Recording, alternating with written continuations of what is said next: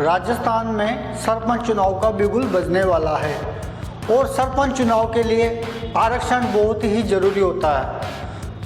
कभी आपने सोचा है कि एससी सीट ओबीसी में कैसे बदल जाती है, एसटी सीट जनरल सीट में कैसे बदल जाती है। जैसे कि अभी एससी सीट है और आने वाले समय में अब वो एसटी सीट हो जाएगी।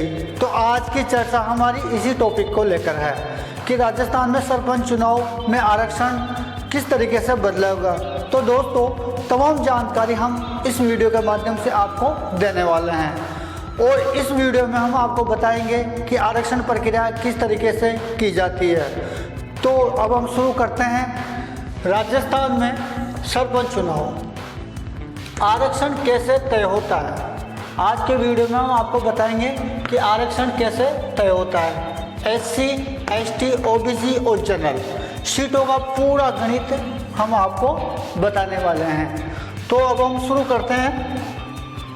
जैसे कि आपके गांव की सरपंच की सीट कैसे एससी, एसटी, ओबीसी बन गई, तो क्या ये सरकार तय करती है या फिर इसे पॉलिटिकल पार्टी वाले जो लोग होते हैं वह करते हैं। तो दोस्तों, सारी जानकारी आज हम इस वीडियो के माध्यम से देने वाले हैं। तो आज हम सरपंच आरक्षण को पूरा सिस्टम समझेंगे जो चुनाव से पहले ही हार जीत तय कर देता है। तो दोस्तों,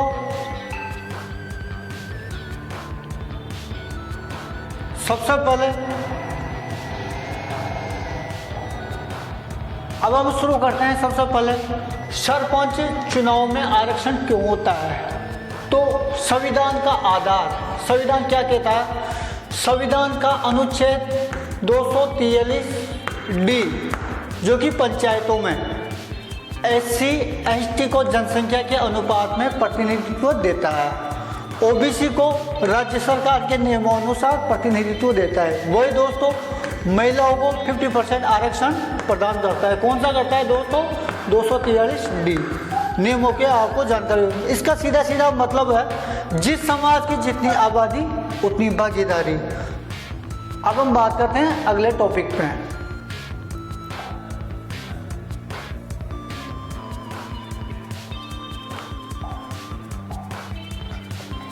आरक्षण तय करने की जिम्मेदारी किसकी। अक्सर देखा जाता है लोग कहते हैं अरे यार हमारे गांव में तो आरक्षण ही चेंज हो गया, तो ये आरक्षण आखिर में तय कौन करता है। तो दोस्तों, राजस्थान में क्या है कि राज्य निर्वाचन आयोग, पंचायती राज विभाग और जनगणना डेटा अंतिम उपलब्ध जनगणना।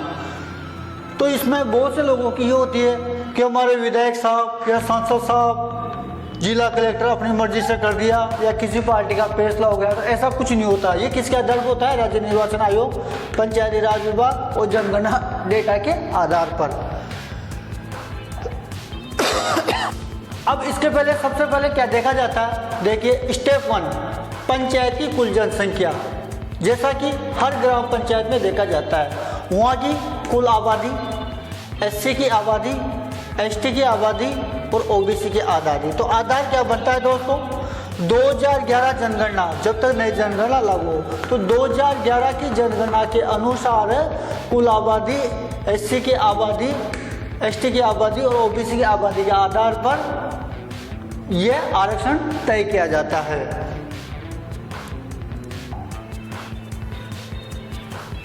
अर्थात अनुसूचित जाति सीट कैसे तय होती है। तो अभी बहुत कुछ है वीडियो में, वीडियो को आखिर तक देखें। आज हम पूरा इसको खोल कर रखेंगे। तो यदि पंचायत में एससी आबादी पर्याप्त प्रतिशत में है तो वो पंचायत एससी के लिए आरक्षित होगी। उदाहरण के तौर पर हम समझेंगे दोस्तों कि ग्राम पंचायत ए, कोई एक ग्राम पंचायत ए मान के चलते हैं, जहाँ की कुल आबादी कितनी है 5000 और एससी आबादी है 1200। तो जो कितनी होगी दोस्तों, वहाँ की आबादी का 24%। तो ऐसी पंचायतों को एससी कैटेगरी में ऊपर रखा जाता है। जिले की सभी पंचायतों की लिस्ट बनती है, ऐसे प्रतिशत के आधार पर रैंकिंग बनती है और ऊपर से तय संख्या तक सीट घोषित होती है। तो आपकी ग्राम पंचायत में भी क्या ऐसा होता है। तो दोस्तों, आप कौन से जिले से हैं, कौन से पंचायत से, आप कमेंट बॉक्स में जाके लिख सकते हो।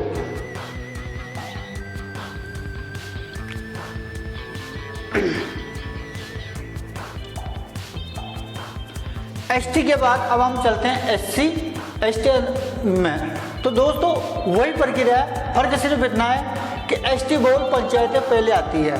सबसे पहले क्या कौन सी आती है दोस्तों? एसटी। एससी बाद में आती है। खास बात, यदि एसटी सीट सामान्य ओबीसी या एससी से बदली नहीं जा सकती। बिल्कुल दोस्तों, एसटी सीट क्या होती है वो कतई नहीं बदली जाती है। यदि एसटी सीट है सामान्य से ओबीसी से एससी से नहीं बदली जा सकती। ये सबसे खास बात है, क्योंकि दोस्तों जो आदिवासी क्षेत्र होते हैं वहाँ इसका विशेष फायदा मिलता है।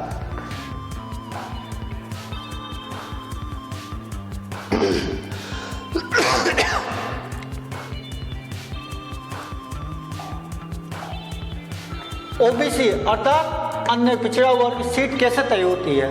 तो सबसे ज़्यादा कंफ्यूजन वाला यही हिस्सा है। यही कुछ ऐसा होता है कि जैसे कि ओबीसी आरक्षण राज्य सरकार तय करती है और अधिकतम सीमा कुल सीटों का 27% प्रक्रिया। एससी एसटी सीटें निकाली जाती है, बची हुई सीटों में से 27% निकाला जाता है और ओबीसी आबादी वाली पंचायतों को चुना जाता है। अब ओबीसी के लिए क्या होता है दोस्तों? पंचायत में ओबीसी की संख्या मतलब जिला स्तर पर अनुपात देखा जाता है।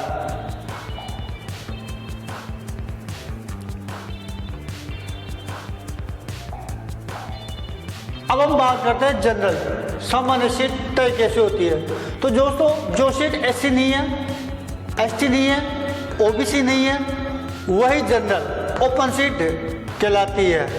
लेकिन जनरल सीट भी महिला के लिए आरक्षित हो सकती है। यहाँ पे आपको बताते चलते हैं कि जनरल सीट महिलाओं के लिए आरक्षित हो सकती है, क्योंकि दोस्तों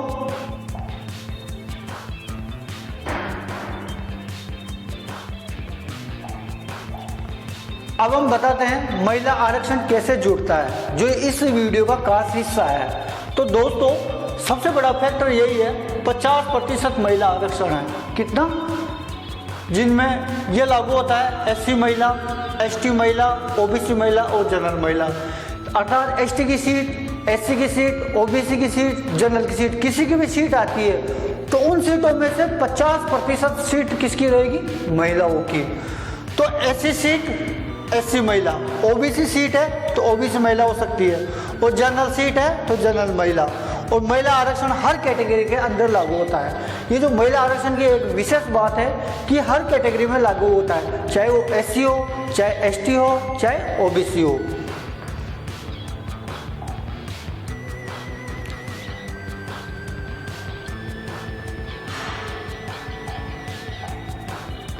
अब हम बात करते हैं रोटेशन सिस्टम, जो सबसे जरूरी बात है। रोटेशन क्या होता है? तो एक गांव में हर बार महिला या एससी क्यों नहीं है? बिल्कुल सवाल रहता है कि हर बार महिला या एससी सीट एसटी सीट क्यों नहीं आती, बदल के क्यों आती है? तो जवाब रोटेशन पॉलिसी। रोटेशन पॉलिसी कैसे लागू होती है ये भी हम देख लेते हैं। हर चुनाव में आरक्षित सीटें घुमाई जाती है। जैसे कि दोस्तों पिछली बार जो पंचायत एससी थी, अगली बार संभव है कि ओबीसी जनरल हो। उद्देश्य है सभी पंचायतों को समान अवसर उपलब्ध कराना है।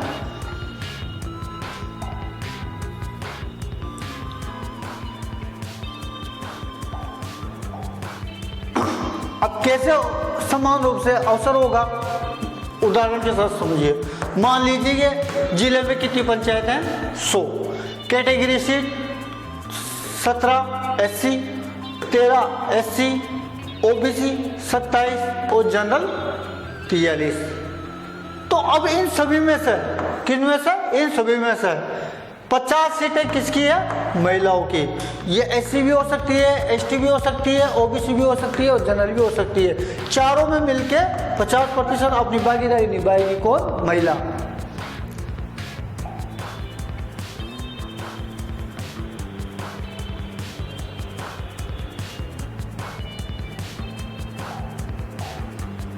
आम गलतफहमियां।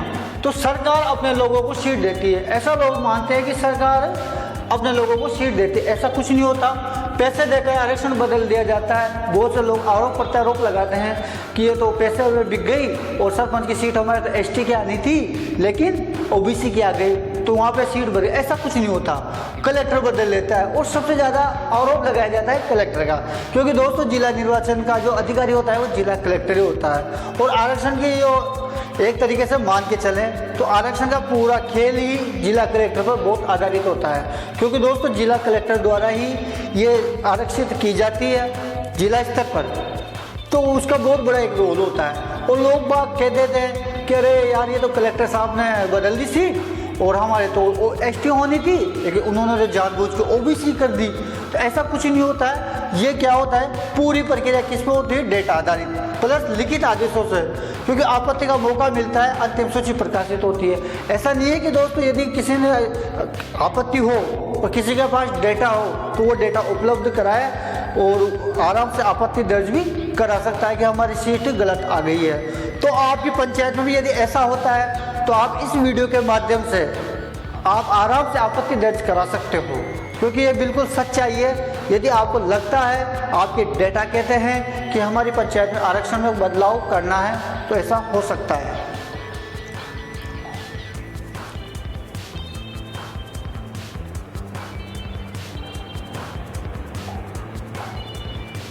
अब ये जो आरक्षण हुआ है इसमें किसको ज़्यादा नुकसान है, किसको ज़्यादा फायदा है? तो फायदा है SC ST OBC समाज को, जिनमें महिलाएं नए चेहरे। और नुकसान किसे होगा?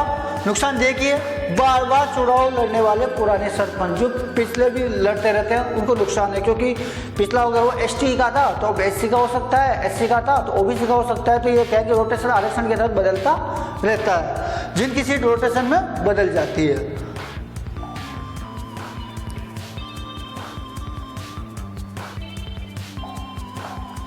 एंडिंग में आ रहे दोस्तों, अब जब आपको पूरा सिस्टम पता है तो बताइए आपके गांव की सीट इस बार किसके लिए होनी चाहिए। बिल्कुल दोस्तों, आपके गांव में अब की बार सीट किसके लिए होनी चाहिए, आप हमें कमेंट कर सकते हैं। और आपके अपने चैनल को अभी तक आपने सब्सक्राइब नहीं किया है तो सब्सक्राइब करो भाई, क्योंकि ये तो आपको जानकारी दे रहा है। और वीडियो को लाइक भी कीजिएगा। क्या अगली बार आरक्षण बदलना चाहिए तो कमेंट करें अपने गांव का नाम और वर्तमान सीट कैटेगरी। तो आपको हमारा वीडियो कैसा लगा, वीडियो को लाइक करें, चैनल को सब्सक्राइब फिर से करें और धन्यवाद।